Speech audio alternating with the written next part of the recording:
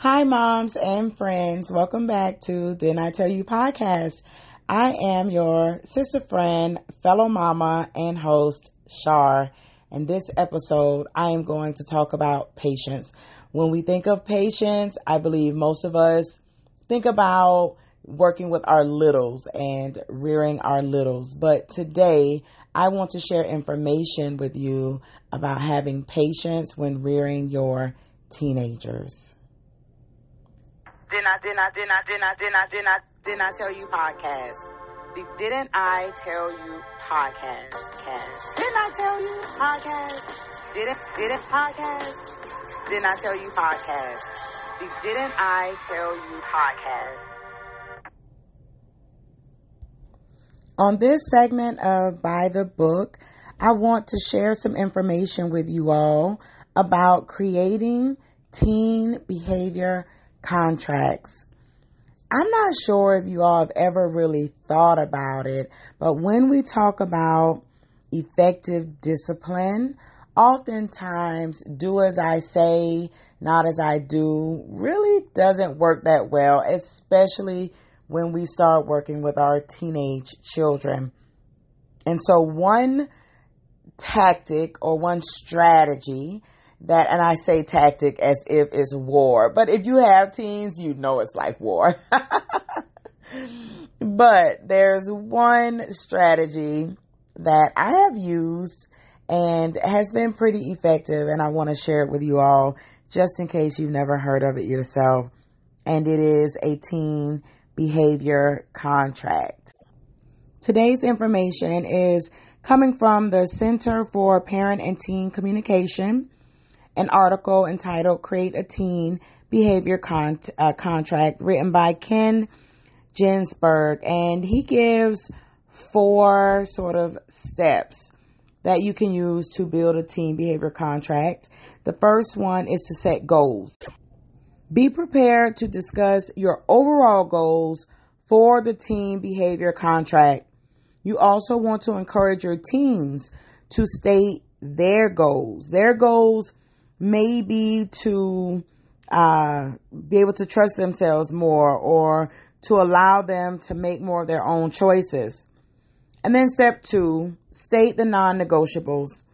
Clearly state your absolutes. These are the rules that will never change. They are the limits that are in place for your teen's safety. The boundaries they cannot go beyond. For example, driving while impaired, being a passenger of an impaired driver, and drug use. As the contract changes, the non-negotiable rules remain. These are the staples that stay regardless of your evolving agreement. And then step 3, request privileges. Let your teens take the lead here. They can state the privileges they think they can handle. They may need some guidance into what's considered a reasonable request. Some possibilities could be phone or computer privileges, curfew, car privileges, going places independently, and even dating. Step 4, get it in writing. Make sure you write down all of the points that you've agreed on. Your teenager's thoughts should be on one side and your thoughts on the other. Even sign and date it. Having a clear, official contract to return to will be helpful to avoid future disagreements.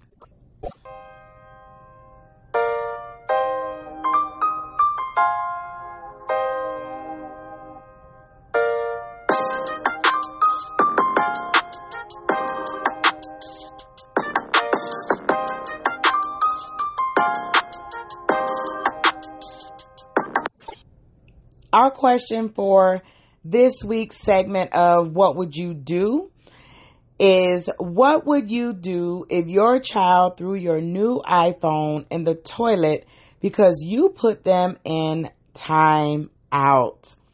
Some of the answers that our Did Not Tell You podcast group members posted for this question here's Cheryl McKinney. She says, after the paramedics make sure the child's all right, he or she won't have a phone for a while. And then we have Tiana T. She says, depends on the age.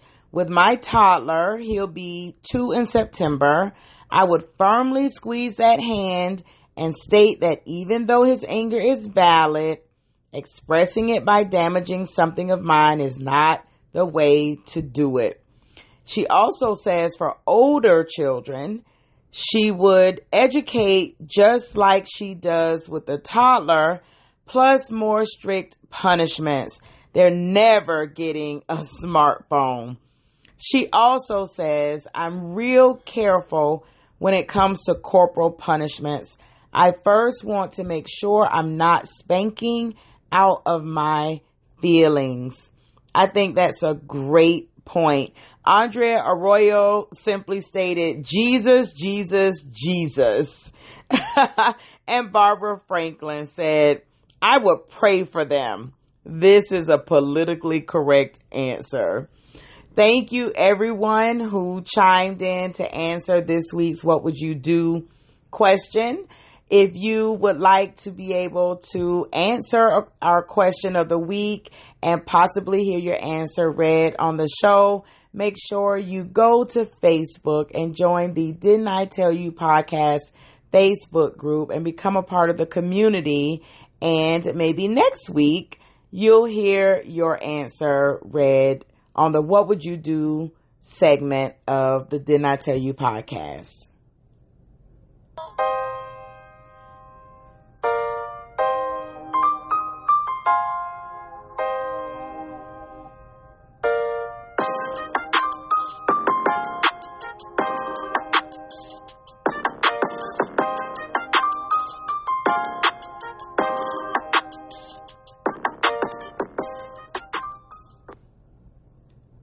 All right, everyone.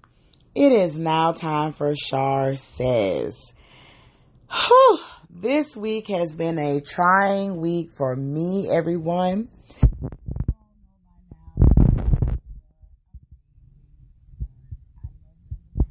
That is within me, y'all. But that doesn't mean that I don't have difficult times with them. Considering this week is all about patience, I feel like my patience has been tried all week long.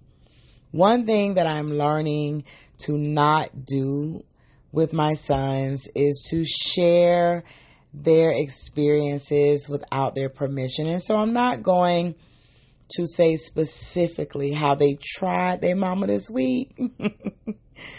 But I will say this. It is important for us to understand that our teenagers are becoming young adults or are already young adults. I have two 18-year-olds. They, according to the law, are of legal age to make adult decisions about many things. And I am learning that they are not my baby boys anymore. And I know we hear moms say all the time, you're always going to be my baby.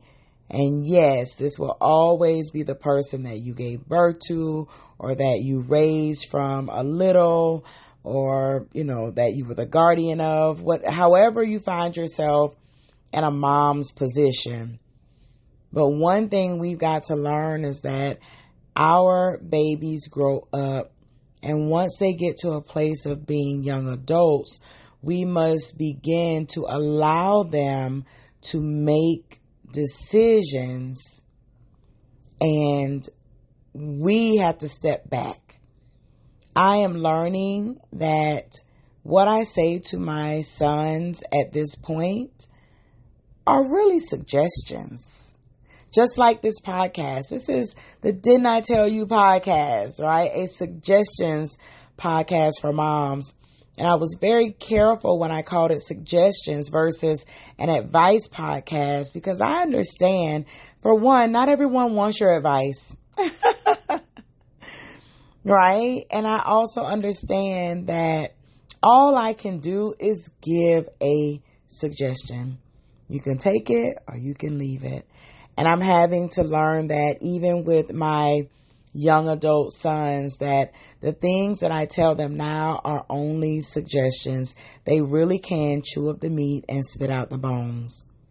When our children are younger, we know that there are certain things that are just gonna be so. There's no ifs, ands, or buts about it.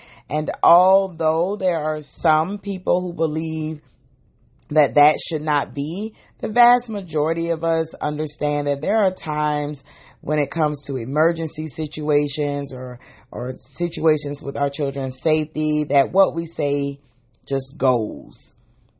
But when our young people become young adults, when our children become young adults, once they hit 18, 19, 20, 21, they really can leave if they want to. They really can make the type of decisions that will affect their lives if they want to, without consulting you or without accepting your suggestions, advice, or feedback. And so, Mama, I want to say today that I'm in the trenches with you. I don't have all the answers, but I can say that I hear you, I feel you, I know your pain because I'm dealing with it. But one thing that I have learned throughout the years is that if you have put the good stuff in them, if you taught them how to be good decision makers, if you've given them the tools that they're going to need when they begin to make these decisions, that you know what? They will find the way that is best for them and it will work for them. We have to believe, those of us who are believers, right? And we are believers in what the Bible says. We have to believe that all things work out for the good of those who love the Lord and are called into purpose. And I don't know about my children, but I know that I love the Lord and I definitely was called with a purpose. And I know the same for my children.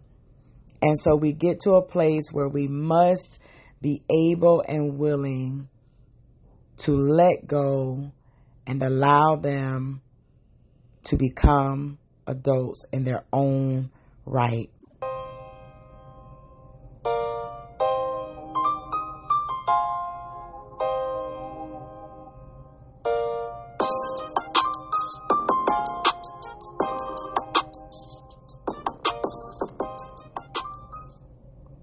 Now it's time for the From the Mouths of Babes segment. And today you all are going to get to hear from the baby boy of the four. Okay, Asher, how are you doing today? I'm chilling. You're chilling? I'm chilling. Okay. So today's episode is all about patience and parents being patient with their teenage young people. Do you think that I'm patient with you all? I think you're pretty patient with us. I think you're pretty patient. I think so. But sometimes I'm not. Not at all. So is it that I am and I'm not, or what? Because that not at all kind of sounded like it canceled out all the first part. It's yes and no's. Yes and no's. Yes and no's. So at the beginning of this episode, I talked about teen contracts, and I shared a little bit of information with the people about how to create a teen contract. What do you think about a teen contract? Would you be interested in, having a contract between me and you when it comes to setting rules and discipline and stuff like that? I would be interested. There's some things that I want to do more of that I think if we sat down and we agreed with it, we'd accomplish more things and we'd probably be cooler with each other, as in a mom and son relationship. So we're not cool right now? Of course we are. We just be even more cool. Yeah, for sure. Okay, and so what types of things do you think teenagers would like to include in the contract? Just things I like to do. Me specifically, going out with my friends, staying later, making sure, I think a cool thing to add to a contract is I get to stay out later if you just know where I'm at. I think that'd be a real cool addition to that contract if we get one. So to have some rules around your curfew, you think 10:30 is too early? Most definitely. I'm a senior in high school. No. You just finished 11th grade going into your senior year. And the paper said you're promoted to the 12th grade. I'm a senior in high school. And you think you should be able to stay out later than 10:30? Because I'm a senior in high school. Okay, I think we all get that point. All right, so any other things? So curfews or something that you would like included. So do you think that consequences for breaking the rules should be included in the contract? For sure. I definitely think it should be a back and forth thing. I also think that I should be able to go to other people's houses. For sure. You know how your mama feels about that, huh? I understand that, but I also know that you know where I'm at. So that'd be a part of the contract. Okay. How do you feel about that?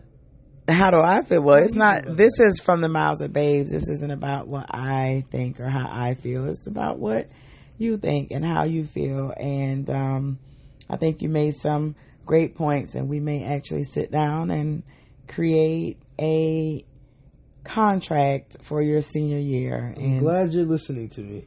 Oh, you're most welcome. Thank you. Okay, everyone. This has been an interesting conversation with Baby Boy. Is there anything you want to say to the moms who may be listening who have teenage children? I'd just like to say, listen to them more. The things they want to do, I think you should just listen to them more. It'd be easier if you just sometimes let them do some things. Because you not letting them do things doesn't make them not want to do it more. It just gets something in their minds of why wouldn't their mom want them to do something. So I think maybe hear them out, talk to them, and try to understand that they want to do stuff too, just like you want to do stuff. That was a great From the Mouths of Babes segment with my youngest son, Asher. And that last statement was perfect. I hope all of you listened, and maybe you will, chew up the meat, spit out the bones with that, and use what's good for you and your teenager. I'm definitely going to be listening to mine and doing what could possibly be a good thing for us. So thank you, son, for joining me today. And now we have come to the end of our show today, everybody. And I want to leave you all with our mommy moment. And it's a quote that says, "Have patience with all things, but chiefly have patience with yourself." And that's a quote by St. Francis de Sales. Remember, we are in this for the long haul with our children. None of us are perfect. None of us know everything. But if we will just allow ourselves to be patient with our parenting, I think we'll get a lot more done that's productive and effective and even efficient with rearing our children. So listen, until next time, make sure you go check me out on Instagram and follow me at Diddy Podcast. Also, I would love to have you be a part of our Facebook group. You can find us on Facebook at Didn't I Tell You Podcast. And if you would like to send me an email message about today's show, you have comments, questions, concerns, even if you want to leave a message for my son, you can send me an email at didn'titellyoupodcast@gmail.com. You all take care. Until next week. Bye.